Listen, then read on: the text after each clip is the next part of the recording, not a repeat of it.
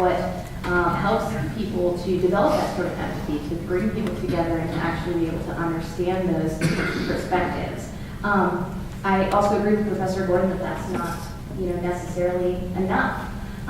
But I do, at the very least, I think that that sense of sort of community support, I mean, the people of Leaf that I saw interviewed all seemed, really to have drawn together. I think that that's very helpful as well. I think that the thing that makes those instances that you're talking about, these 7-year-olds and stuff, so damaging is the sense of isolation somebody has. But if everybody else was sort of ostracizing the person who did, it's like bullies, right? It's like school bullying, right? If everybody else was ostracizing that person, it's not as damaging. What they have to say, it's a joke in a way, right? It becomes a joke. But you can't do that yet until the country gets to a place where that person genuinely is sure of having those defenses around.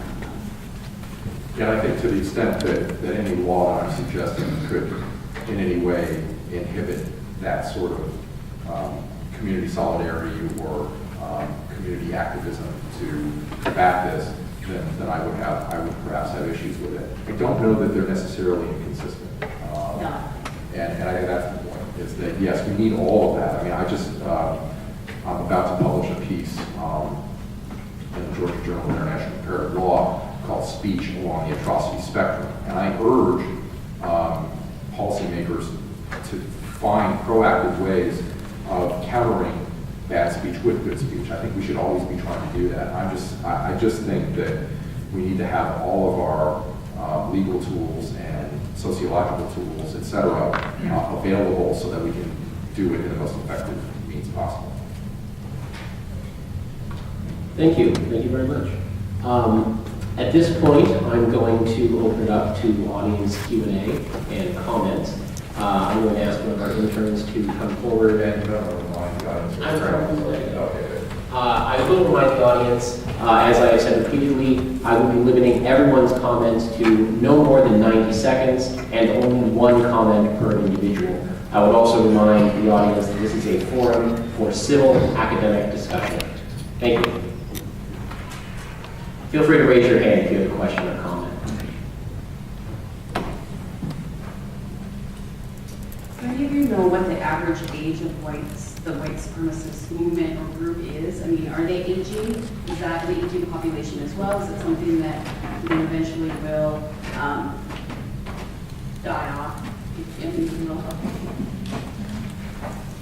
Unfortunately, I don't know about that group in particular, but other groups that may be considered similar in strong opinions tends to be a number older age. And I can just infer, and I think it makes sense to say that if they're trying to reach out, as Mr. Cobb tried to pass those CDs out to kids with hate music, it makes sense that they know that they can't survive unless they get young people. And so they're desperately trying to reach out to young people.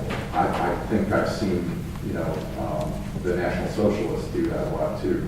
That's their one of their main initiatives is that they're trying to recruit younger people. Obviously, the ideal scenario would be that they can't do that and that this just dies out, as hopefully it will.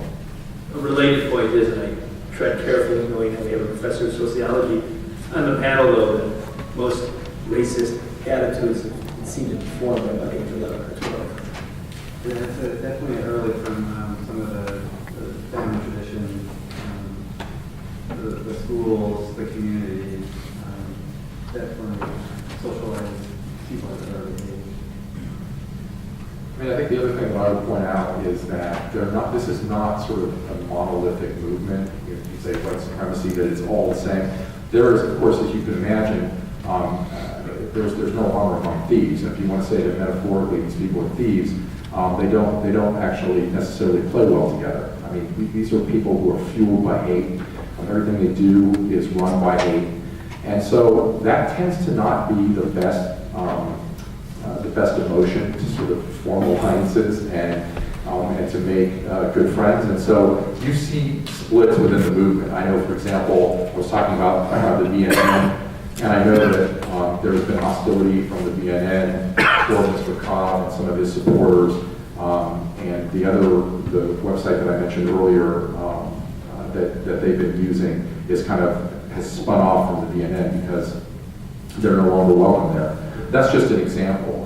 And I think as well, we heard from Steve about these sort of disparate strands of white supremacist groups in North Dakota. I don't know that there's some great solidarity among them and that they're band together. So I think when we talk about the prospects of them dying out, that's a good sign, and hopefully, you know, that's part of the equation as well.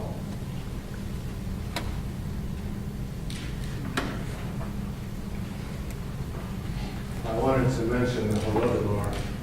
That was the program in 1932 and 1933, which 1970 Nobel Prize winner in literature Alexander Solzhenitsyn wrote about.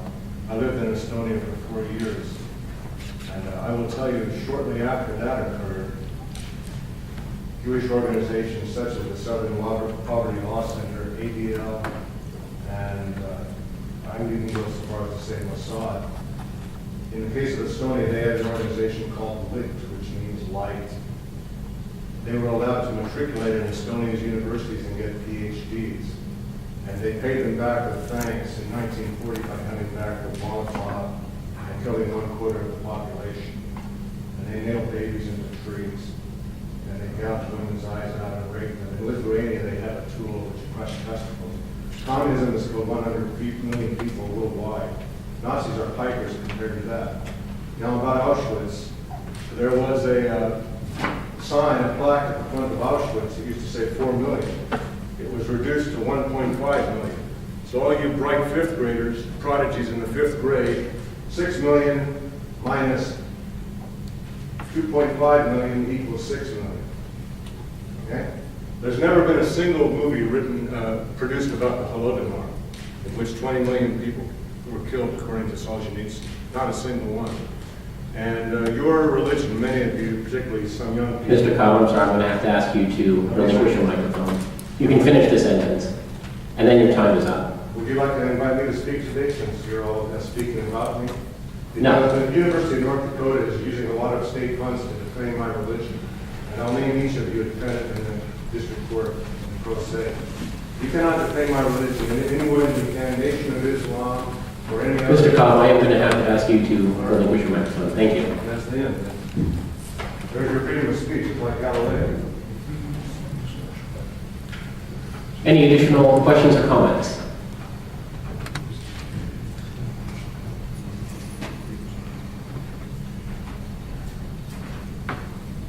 I would add that the extent of the role right there is that any historical event that involves large numbers of people who are being killed by their government is something that's abhorrent, and that I think we all are hoping can be stopped, and that the Center for Human Rights and Genocide Studies is about raising awareness so that sort of thing doesn't happen again. So regardless of where it is, and especially when people are being targeted for reasons of hatred for mass murder in those situations, there's no room for that in this world. It's something that we're all, I think, striving against, and innocent people throughout the 20th century, which we've been talking about, certainly have perished in that way. It was a terrible, bloody century, and now the 21st, we haven't started off very well. But the point is that we need to have these conversations so that those things don't happen again. But I think we all need to be talking. I would encourage folks to share their views. I mean, this is a forum for discussion. And again, if that First Amendment means anything, it means that we're all talking about these issues. So I encourage you, this is the time to do it.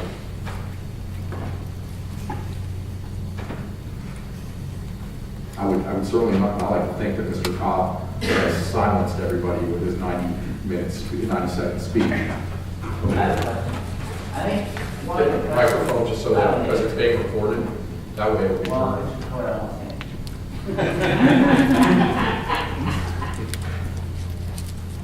Well, I think one of the problems with the First Amendment is, like, originally it was designed to protect white people.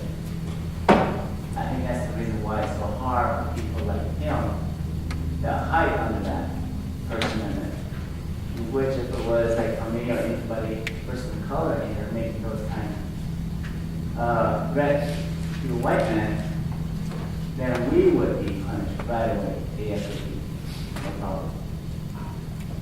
But yet it is still protecting a white man with a white man's law, and that's why they can hide under it. I think that's the problem. And that's why it's a problem for her to find any way that to use in the law to be used to stop this hatred. And then that is why he is free to run around this country any way he wants and buy up property.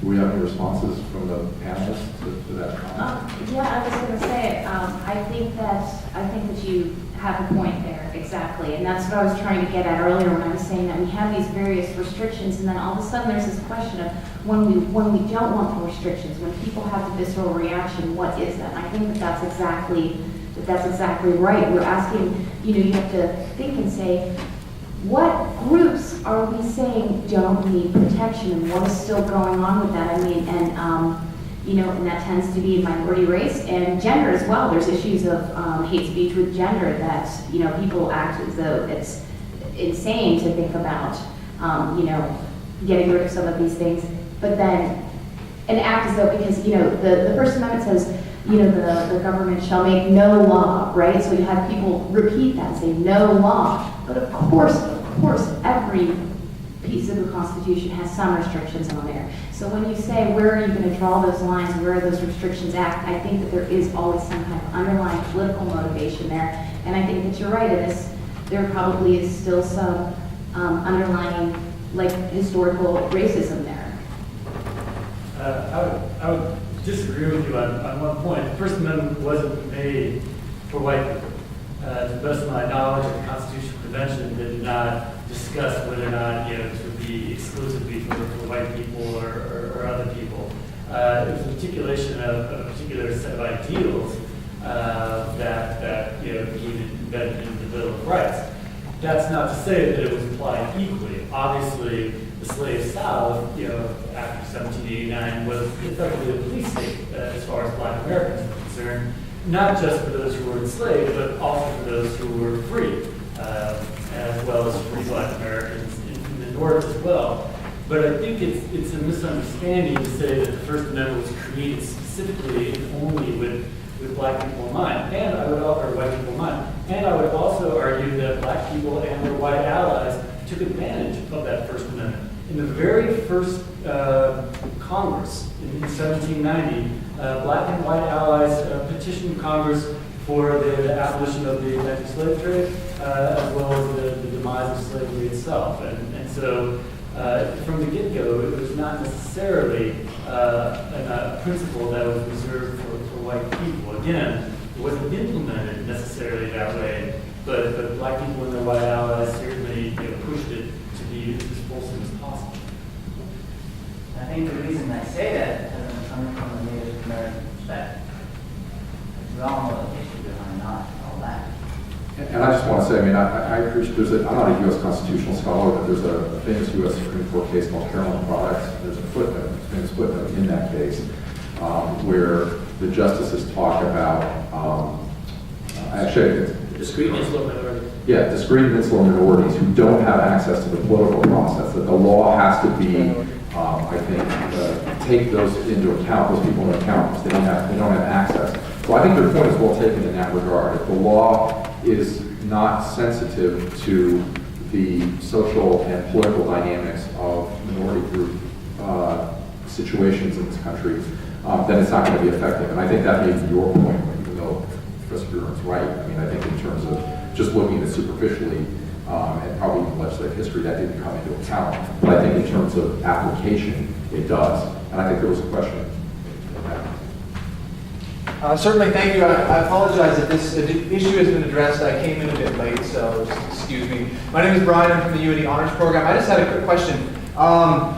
There's a similar, upsurge in this sort of, radicalism in Greece that's happened recently, Golden Dawn and so on, that particular group, and that's emerging particularly after the collapse they had socioeconomically, the sort of ravages of capitalism